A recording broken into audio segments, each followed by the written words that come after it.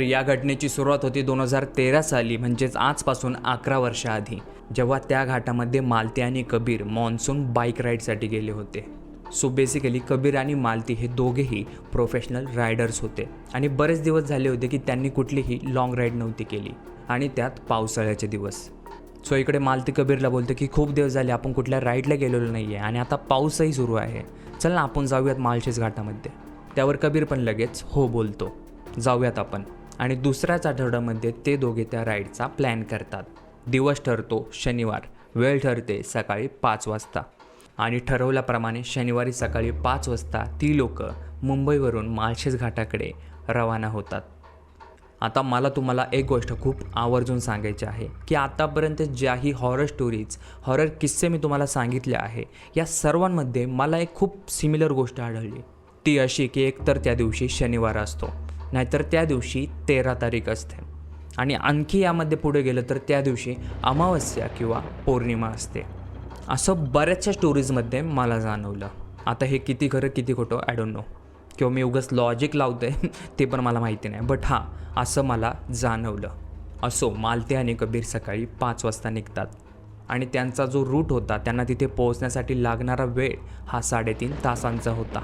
आणि त्यातच घरातून निघल्या त्यांना खूप जोराचा पाऊस लागतो. त्यामुळे ते थांबत सकाळी 8 वाजेपर्यंत माळशेज घाटामध्ये पोहोचतात. आता त्या घाटामध्ये दाट धुके होते. कबीर खूप सावधानपूर्वक त्याची बाईक त्या घाटामधनं राईड करतोय. मालती मागे बसली आणि ती फक्त इकडे तिकडे एक नजर बघत असते, आणि ऑफकोर्स ती करणार तरी काय दुसरं, या धुक्यांमुळे तिला तर काही दिसत नव्हतं. आता यामध्ये एक गोष्ट वेगळी घडते, जेव्हा मालती सहजच इकडे तिकडे बघत असते, आणि तेवढ्यातच तिचं लक्ष त्या घाटाच्या एका कठाड्यावरती जातं, जिथे तिला दिसतं की एक लाल बाहुली तिला खूप साऱ्या पिना मारलेल्या आहेत, आणि त्याच्या आजूबाजूला खूप सारे लिंबू आहेत, आणि त्यालासुद्धा पिना टोचलेल्या आहेत, आणि त्यावरती हळदी कुंकू.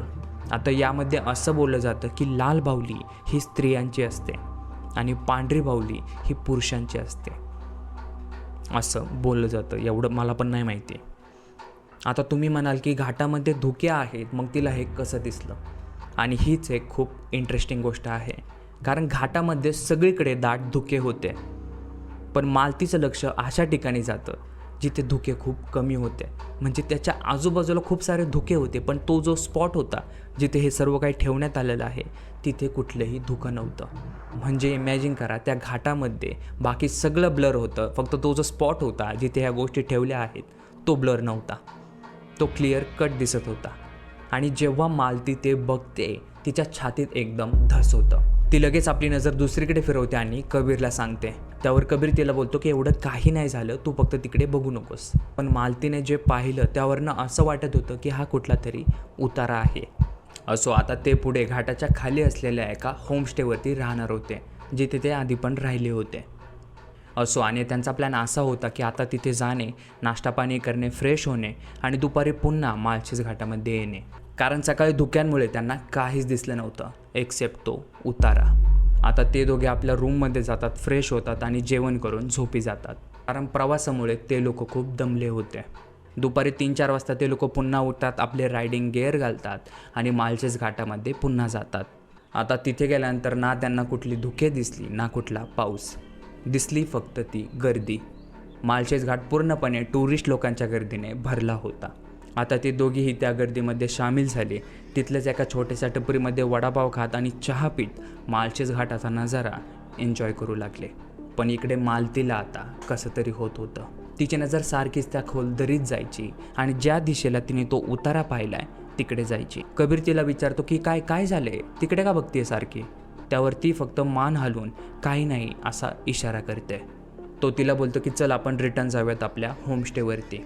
आता पुन्हा ते आपल्या रूममध्ये येतात, आणि लगेचच मालती त्याला बोलते की मला बरं वाटत नाही आहे. यावर कबीर तिला हात लावून चेक करतो की तिला ताप वगैरे आला आहे की काय, आणि तसंच झालं होतं. मालतीचं शरीर तापाने फणफणत होतं. त्याला वाटलं की पावसात भिजल्यामुळे ही आजारी पडली आहे. तो बॅगमधून मेडिकल बॉक्स काढतो आणि टॅबलेट देतो आणि तिला झोपवतो, आणि मालती ही गाढ झोपी जाते. पण तिचे डोळे अचानकपणे मध्यरात्री उघडतात आणि ते असे की तिला कसला तरी आवाज येत होता.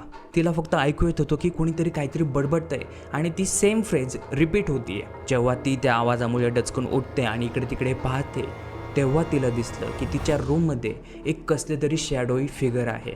एक स्ट्रेंज फिगर इकडे तिकडे फिरतीये. ती लगेच मोठ्याने उडून कबीरला उठवते की कबीर उठ, हे बघ आपल्या रूममध्ये काय आहे. पण जेव्हा कबीर उठतो तो आवाजही गायब झालेला असतो आणि ती स्ट्रेंज फिगरसुद्धा. आणि ऑफकोर्स तुम्ही लोकांनी गेस केलंच असेल की कबीरचं पुढचं वाक्य काय असेल. कबीर तिला बोलतो की मालती तुला भास झाला असेल. मालती बोलते नाही मला नाही झाला भास, मी आत्ता इथं कोणाला तरी पाहिलं आहे. त्यावर तो तिचं काही ऐकत नाही. तो तिला बोलतो की तू आता झोप आणि मला पण झोपू दे, एकतर मी खूप दमलो आहे. मालतीला तर आता झोप येतच नाही पण कशीबशी करून ती सुद्धा झोपी जाते. जेव्हा दुसऱ्या दिवशी सकाळी ते दोघे उठतात तेव्हा त्यांचं सर्व सामान रूममध्ये अस्ताव्यस्त पडलेलं असतं.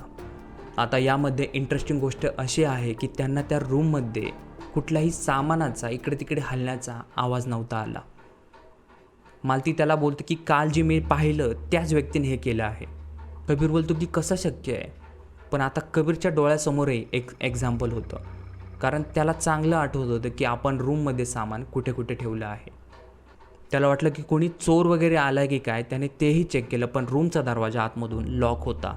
आणि आता हे पाहिल्यानंतर त्याचा मालतीवर विश्वास बसला की नक्कीच काहीतरी अननॅचरल पॅरानॉर्मल इथं घडलेलं आहे. आता वार होता रविवार, म्हणजेच त्यांचा जाण्याचा दिवस. आणि मालतीला सुद्धा आता थोडंसं बरं वाटत होतं, त्यामुळे ती राईड करू शकत होती. आता ते दोघेही मुंबईला जाण्यासाठी आपली बॅग पॅकिंग सुरू करतात. पण तेवढ्यातच बाहेर एवढा प्रचंड भयानक पाऊस सुरू होतो की काय सांगावं. मालती आणि कबीरला त्यांच्या रूममध्ये फक्त झाडं तुटण्याचे, फांद्या पडण्याचे आवाज येत होते. इतका भयंकर असा पाऊस चालू होता. त्या दोघांनाही वाटलं की आत्ता पाऊस थांबेल, नंतर पाऊस थांबेल. पण तो पाऊस जवळजवळ 3 तास थांबलाच नाही. पण आता वाजले होते संध्याकाळचे 5:30-6. मालती कबीरला बोलते की आजची रात्र आपण इथेच थांबूयात ना, उद्या सकाळी निघूयात. त्यावर कबीर तिला बोलतो की अजिबात नाही, माझी उद्या सकाळी ऑफिसमध्ये खूप इम्पॉर्टंट मीटिंग आहे, त्यामुळे ती मीटिंग मी मिस करणं शक्यच होऊ शकत नाही. आता ते दोघेही त्या रिमझिम पावसामध्ये आपल्या राईडला सुरुवात करतात, कारण त्यांच्याकडे दुसरा कुठलाही ऑप्शन नव्हता. आणि आता थोड्याच वेळानंतर ते दोघेही त्या घाटामध्ये येऊन पोहोचले होते. आता जेव्हा ते दोघे त्या घाटामधून जात होते मालतीच्या छातीमध्ये धगधग होत होती. तिला राहून राहून त्या कटाड्याकडे बघायची इच्छा झाली होती. मग तो कुठलाही कटडा असू द्या. तिचं सारखं लक्ष आजूबाजूला आणि पाठीमागे जायचं. तिला सतत वाटायचं की कोणीतरी आपला पाठलाग करतंय. ती एक स्ट्रेंज फिगर जे की तिने काल रात्री पाहिली होती. पण जेव्हा ती मागे वळून बघायची तेव्हा तिथे काहीच नसायचं. आता कबीर खूप लक्षपूर्वक आपली बाईक राईड करत होता आणि त्याच्याही लक्षात आलं की यार इथे काहीतरी वेगळं आहे. आणि त्याचीही नजर रस्ता सोडून आजूबाजूला जायला लागली. आणि तो ही गोष्ट मालतीला सुद्धा सांगतो. त्यावर मालती त्याला सांगते की मला सतत असं वाटतं की माझा जो कॉर्नर ऑफ आय आहे, म्हणजे माझ्या डोळ्याच्या एका कोण्यात मला कोणीतरी उभं असलेलं दिसतंय. म्हणजे आता तुम्ही इमॅजिन करा की हा व्हिडिओ आता तुम्ही फोनमध्ये पाहताय, पण तुमची एक नजर इकडच्या कोपऱ्यात आहे आणि त्याच कोपऱ्यात तुम्हाला तिथे कोणीतरी उभं असलेलं दिसतंय. आणि तसंच काहीचं फिलिंग मालतीला तिथे येत होतं. आणि आत्ता अशी सेम घटना आपल्या भारतातला फेमस यूट्यूबर MSK सोबत घडली, जेव्हा तो रोहतांग पासवरनं आपली बाईक राईड करत होता. आणि त्याच्या या घटनेवरतीही मी एक डिटेल व्हिडिओ बनवला आहे, लिंक डिस्क्रिप्शनमध्ये आहे, तुम्ही तो चेकआउट करू शकता. आणि मी तुम्हाला हे आवर्जून सांगू शकतो की त्या व्हिडिओमध्ये घडलेल्या घटना ह्या खूपच विचित्र आहेत. असो तर मालती आणि कबीरला काहीतरी पॅरानॉर्मल जाणवत होतं, पण त्यांना हे माहीत नव्हतं की ही तर फक्त एक सुरुवात आहे. आता तर कुठे हा खेळ सावल्यांचा सुरू झाला होता.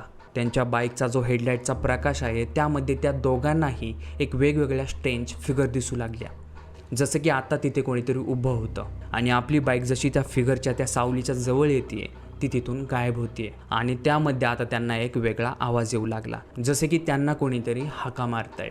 आणि हा आवाज त्या दोघांनाही त्यांच्या हेल्मेटमध्ये आला. त्यामुळे हा भास तर अजिबात असू शकत नाही. कबीर आणि मालतीला त्या घाटामधून आता कसंही करून निघायचं होतं, पण समोरची जी व्हिजिबिलिटी होती ती अजूनही कमी होती. त्यामुळे फास्ट बाईक राईड करून धोका पत्करणे मुळीच परवडणारं नव्हतं. आता मालती अचानकपणे मोठा श्वास घेऊ लागली आणि त्याचा आवाज कबीरला आला. आता ज्यांना माहिती नाही त्या दोघांचे हेल्मेट ब्लूटूथद्वारे एकमेकांशी कनेक्टेड होते. कबीर तिला विचारतो की काय झालं, एवढ्या मोठ्याने का श्वास घेते. त्यावर मालती त्याला बोलते की कालची जी जागा मी पाहिली होती ती बाहुली आता जवळ येते. आणि अगदी तसंच होत होतं. कबीर तिला बोलतो की अजिबात घाबरू नकोस आणि चुकूनही त्या दिशेला बघू नकोस, आपण 1-2 सेकंदात तिथून निघून जाऊयात. आता ते दोघेही त्या उताराच्या ठिकाणी आले होते. कबीर आपल्या बाईकचा स्पीड वाढवतो आणि मालती दुसऱ्या साईडला बघते. पण जेव्हा ती दुसऱ्या साईडला बघते तिला दिसतं एक म्हातारी बाई. ती बाई तिच्या डोक्यावरती एक पोतं घेऊन उभी आहे. तिच्यासमोर एक टोपली आहे ज्यामध्ये काहीतरी ठेवलंय आणि ती एकटक मालतीकडे बघत होती. आणि त्या बाईकच्या हलक्याशा प्रकाशामध्ये तिला दिसतं त्या म्हाताऱ्या बाईचा चेहरा. मालती सांगते की त्या म्हातारीचा चेहरा पूर्णपणे सुरकुत्यांनी माखला होता. तिचं कपाळ संपूर्णपणे कुंकाने किंवा रक्ताने लाल झालेलं होतं असं तिला वाटलं, कारण अंधारात तिला एवढं काही दिसलं नाही. ती बाई तिला फक्त 1-2 सेकंदासाठीच दिसली आणि त्यामध्येच तिला एवढं सगळं दिसलं. पण जेव्हा मालतीला ती म्हातारी दिसते ती खूप मोठ्याने ओरडते. कबीरच्या तर हेल्मेटमध्ये कानठळ्याच बसल्या.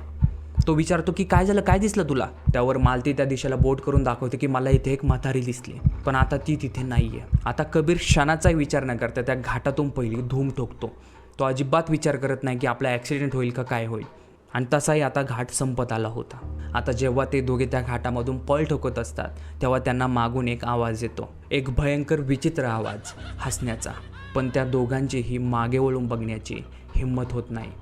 ते कसेबसे करून घाटाच्या खाली येतात आणि मुंबईला आपल्या घरी पोहोचतात. घरी आल्यानंतर मालतीला रोज रात्री झोपेमध्ये त्या म्हातारीचा चेहरा आठवत असतो, पण प्रत्येक वेळी तो चेहरा खूप वेगळा असतो. म्हणजे अटायर तेच पोतं घेतलेली एक बाई, पण चेहरा हा वेगळा. आणि ही एक खूप स्ट्रेंज गोष्ट होती. मग पुढे काही दिवसानंतर ती म्हातारी मालतीला स्वप्नामध्ये दिसायची बंद होते, जेव्हा देवाचं नाव मालती मनापासून घ्यायला लागते. कबीर सांगतो की हा अनुभव आमच्यासाठी खूप भयानक होता आणि आता त्या दिवशी अमावस्या होती हे त्या दोघांना घरी आल्यावरती कळालं. असो तर या व्हिडिओमध्ये माझे फायनल थॉट्स असे आहेत की ती जी बाई त्यांना दिसली आहे ती म्हातारी ती तिथलीच एक लोकल व्यक्ती असावी. कारण जसं मालतीने वर्णन केलं की तिने अंगावरती पोतं घातले आणि तिच्या पुढे कसली तरी टोपली आहे, यावरनं असं लक्षात येतं की ती तिथली लोकल असावी आणि ती तिथे काहीतरी विकत असावी आणि त्या म्हातारीचा तिथे अपघाती मृत्यू झालेला असावा असा अंदाज फक्त आपण लावू शकतो.